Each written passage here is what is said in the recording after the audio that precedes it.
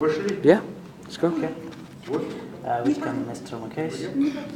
Tell us about WTO in its significance. WTO sets the rules for multilateral trading system, and it is a rule-based trading organization which was a successor to the General Agreement on Tariffs and Trade (GATT). It came into being in January 1995, and there are now 160 members of WTO, and more countries are in the process of acceding to the WTO. There is the process of negotiations of their accession. Like, for example, Afghanistan and Bhutan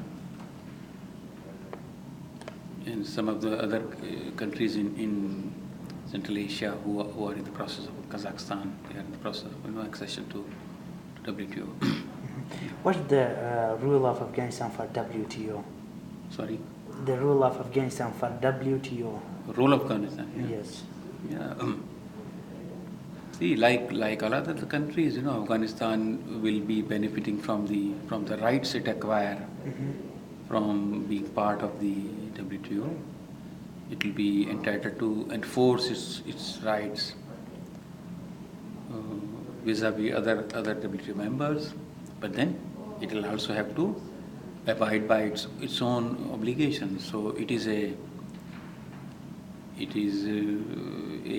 mix of both. You acquire rights as well as you have to prepare to give same concessions or other concessions which are part of the WTO to other members. The Afghanistan is looked like the transit road from Central Asia in South Asia. Yeah. That is important. How important for WTO? See, yes, for several landlocked countries or those countries which are important transit routes, it is also more important. They are part of the fold. They can more effectively pursue their rights of freedom of transit, which is given in Article 5 of GATT. So they can enforce those rights with other WTO members, to allow freedom of transit of the goods they trade in, and to allow its transit through the routes which is most convenient for international trade. How do you select members for WTO? WTO does not select members as such, Afghanistan want to be a member of. It has to go through the process of accession. Yes. There is a working party which is set up for every accession of a new member to accede. A working party is set up, and that working party is comprised of the WTO members who have interest in the negotiations that will take place for the accession of a new member.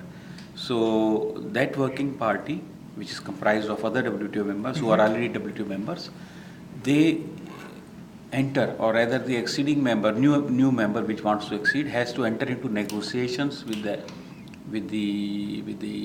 working party, and it has to respond to the questions and clarifications that the working party members pose, because it is expected that a new acceding WTO member will abide by all the WTO agreements as they stand today.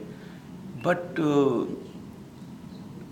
traditionally, and as it has happened, that a new acceding member is on several occasions may be expected to make, if not commitments, maybe giving more specific commitments or clarifications to abide by agreements, and on some areas to give more clarifications how will that country implement its obligation under the covered agreement. So the process is through a working party.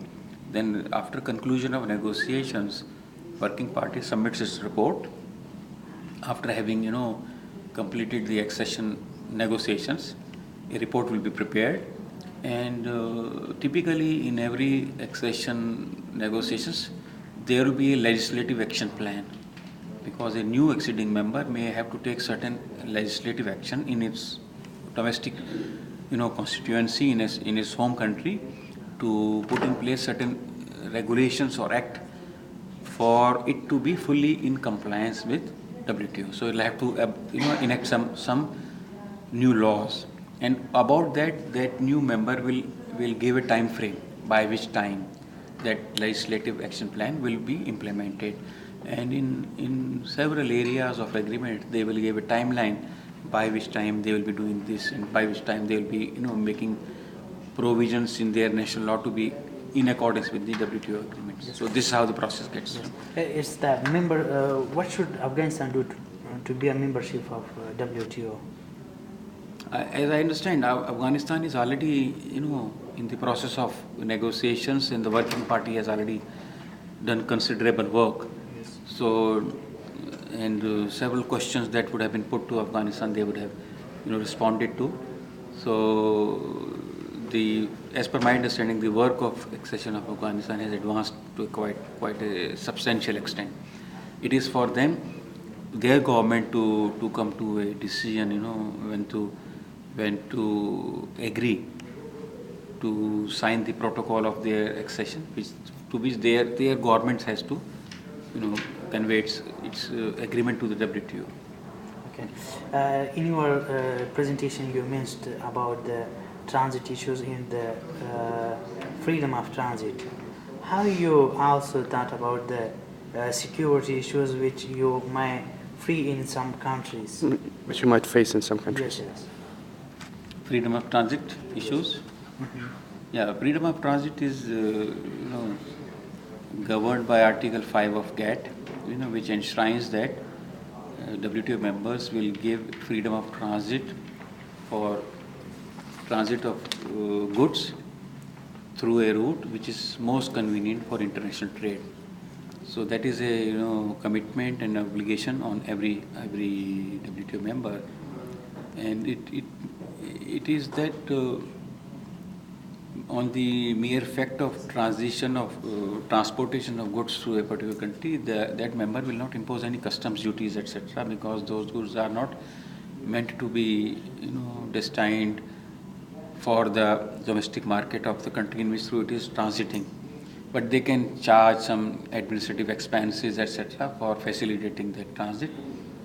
And the whole idea is that international trade should be allowed to be performed through a route which is convenient for doing business and which is the most feasible route.